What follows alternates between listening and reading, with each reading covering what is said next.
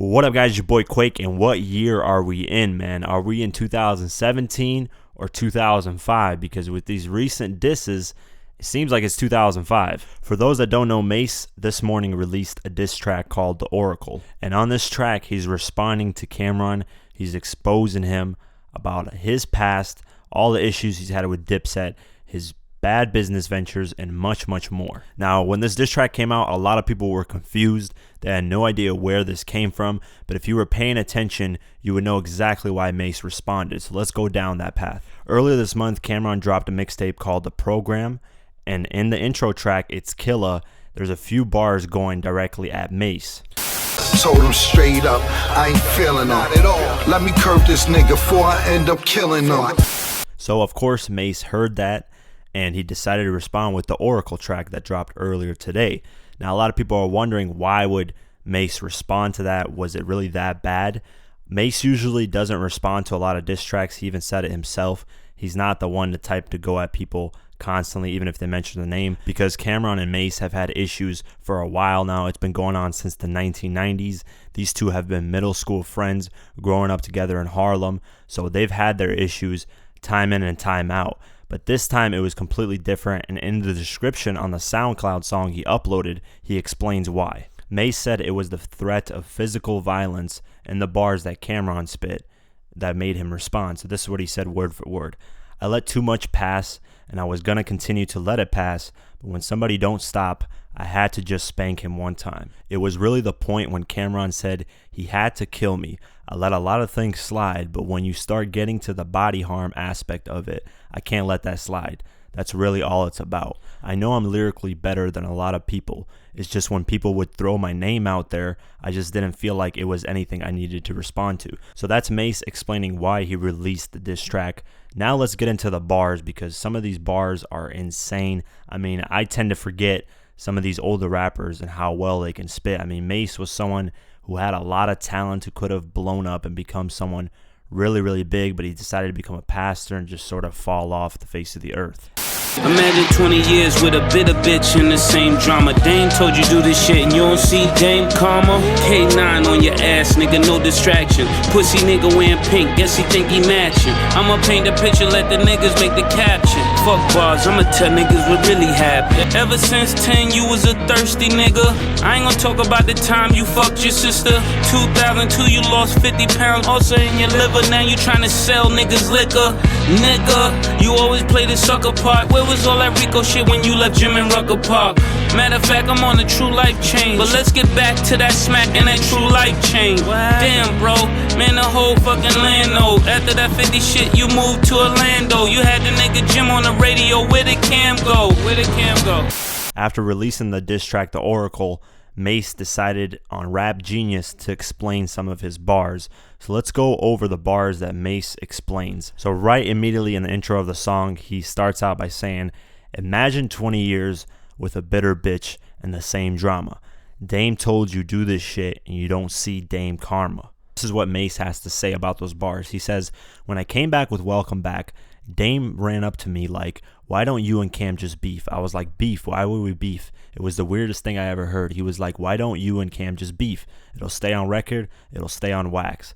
That's why every time I would hear him say something, I wouldn't say nothing back because I knew it wasn't real. Every time they would say something, I would see them and know it wasn't no problems. If every time I see you there's no problem, then why do you keep talking about it? It's 20 years old. So that's a crazy explanation. That makes perfect sense to me. It makes no sense to just forge up a fake beef just to try to sell records.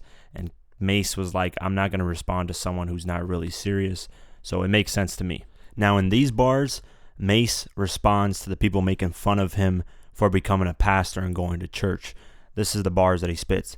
My hand filthy, heart guilty. N-words like me need church. And this is what he says to explain it. Whether you're the best person or the worst person, there's nothing wrong with going to church. They made that seem like a bad thing.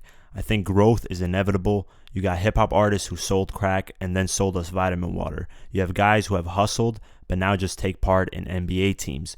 All I did was go from the hottest part of my time of life and chose to use that to help the inner city youth.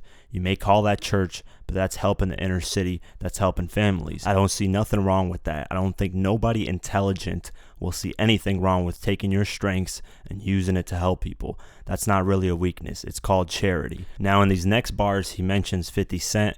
And if you guys see my Who Really Won video, 50 Cent versus Cameron, if you haven't seen it, go check it out.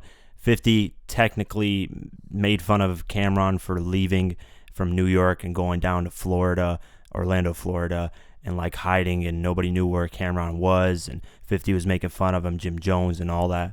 So in these bars, Mase is going at Cameron for that. He says, after that 50 shit, you moved to Orlando. You had the N-word Jim on radio. Where did Cam go? And this is what his explanation for those bars are. What happened with 50 was on the radio. If everybody's united now, they were all united before. They weren't united with 50. I just ask for people to be consistent.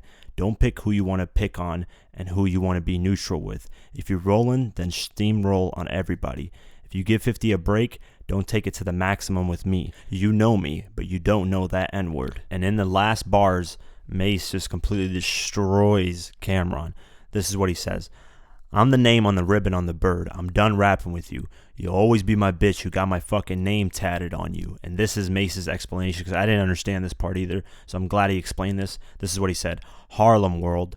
The ribbon on top of the bird, it says Harlem World. That's me. You can't see it in plain sight, but the best place to hide something is in plain sight. All along, it was right there. So it's clear that Mase planned this song very well. He's speaking a lot of facts. From what I know, a lot of the things that were said about Cameron, he's speaking on business deals that went sour, all kinds of shit. I mean, if you haven't heard the track, I'll leave a link in the description below so you guys can check it out.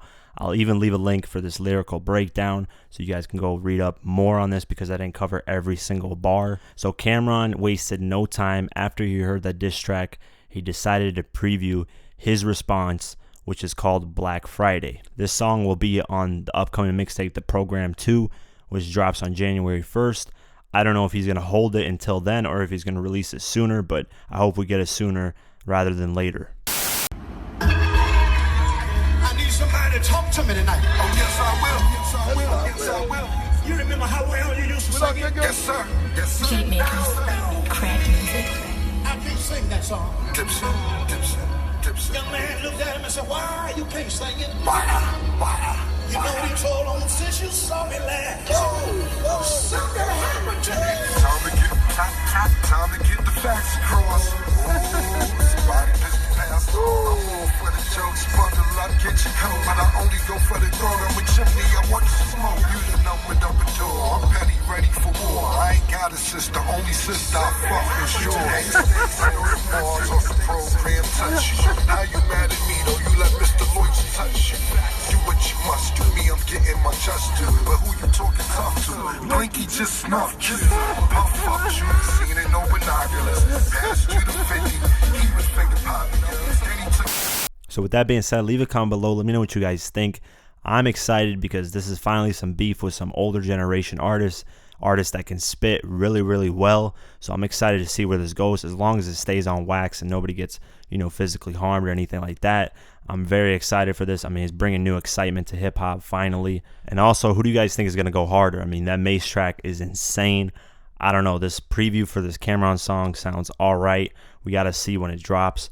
I'll cover that when it does drop. So let me know who you guys think is going to go harder. Leave a comment below, like, share, and definitely subscribe. I do videos like this daily on hip-hop news, who changed the music industry, who really won videos, and much, much more. So definitely subscribe. Follow me on Twitter and on Instagram at QuakeGW. Like us on Facebook, and I'll see you guys in the next one. Peace.